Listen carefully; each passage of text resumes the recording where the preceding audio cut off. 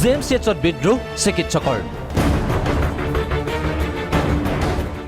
চাকৰিৰ পৰা ইস্তফা 2 চিকিৎসকৰ অবিৰতভাৱে কৰ্তব্য সম্পাদন কৰি ভাগৰিছে 2গৰাকী চিকিৎসক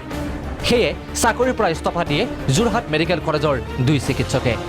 ইস্তফা সহকাৰী অধ্যাপক শংকৰজ্যোতি পৰাশৰ আৰু প্ৰিয়ংকা চাংমাইৰ জীৱনৰ নিৰাপত্তাহীনতাত ভুগি দিনে নিশাত অবিৰতভাৱে কাম কৰি আহিছে প্ৰতিজন চিকিৎসকে কিন্তু তাৰ পাছতো তেওঁলোকৰ কথা নাভাবে কোনেও কৰোনা মহামাৰীৰ সময়ত কোনো নিৰ্দিষ্ট সময় নথকাত 24 ঘণ্টাই ডিউটি কৰি ভাগৰি পৰিছে একাংশ চিকিৎসক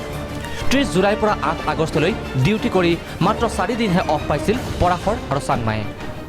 মোৰ ৰেজিগনেশ্যন দিয়াৰ এটাই কাৰণ হৈছে সেইটো হৈছে আপোনাৰ এই যিখিনি আমাক যিখিনি কোভিড ৰিলেটেড যিখিনি ডিউটি দিয়া হৈছে সেই ডিউটিবিলাক মানে যথেষ্ট ফ্ৰিকুৱেণ্টলি দিয়া হৈছে ইনফেক্ট মোৰ লগতে আপোনাৰ মই লাষ্ট জুলাই 30 তাৰিখৰ পৰা আগষ্ট 8 তাৰিখলৈকে মই ডিউটি কৰিছিলোঁ আমি আমাৰ অথৰিটিক অৱগত কৰিছিলোঁ যে পাৰিলে অলপমান দিনৰ পিছত ডিউটিবোৰ দিয়ক আৰু স্পেচিং এটা কৰক আৰু বেলেগ ডক্টৰখিনিকো দিয়ক যিখিনি এতিয়ালৈকে কৰা নাই একমাত্ৰ প্লেনৰ অভাৱৰ বাবে এনেদৰে অবিৰতভাৱে ডিউটি কৰিবলগীয়া হৈছে চিকিৎসকসকলে ডেফিনেটলি প্লেনিঙৰেইটো অভাৱ বুলি মই ক'ম কাৰণ মানে ডক্টৰ নোহোৱাটো নহয় ডক্টৰ আছে হয়তো চাগে অকণ প্লেন কৰি পেলাই দিয়া হ'লে মিনিমাম এক্সপ'জ যদি কৰাই পেলাই যদি ডিউটি পেটাৰ্ণবিলাক দিয়া হ'লে হয়তো চাগে এনেকুৱা এটা পদক্ষেপ এইটো সময়ত যিটো সময়ত মই জানো যে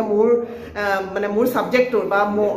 ডক্টৰৰ মানে যথেষ্ট দৰকাৰ আছে পাব্লিকৰ এইটো সময়ত মানে এনেকুৱা এটা পদক্ষেপ মই চাগে নল'লোঁ হয় যদি আমাৰ কৰ্তৃপক্ষই যদি অকণমানো আমাৰ কথা মানে ভাবি পেলাই অলপমান কনচিডাৰেশ্যন কৰি পেলাই যদি এনেকৈ মিলাই পেলাই যদি ডিউটিবিলাক দিলে হয় ইপিনে শংকৰজ্যোতি পৰাশৰ নামৰ চিকিৎসকগৰাকী কৰোনাত আক্ৰান্ত হৈছিল অক্সিজেনৰ লগতে তেওঁ প্লাজমা থেৰাপিও ল'বলগীয়া হৈছিল তৎসত্ত্বেও পৰাশৰক হাস্পতালৰ পৰা মুকলিৰ লগে লগে ডিউটি দিছিল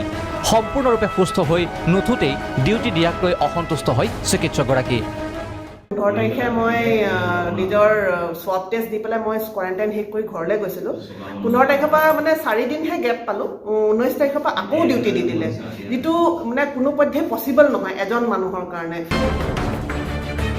যাৰ বাবে এইদৰে ইস্তফা দিবলৈ বাধ্য হয় 2গৰাকী চিকিৎসকে যোৰহাটৰ পৰা উত্তম শইকীয়া প্ৰাগ নিউজ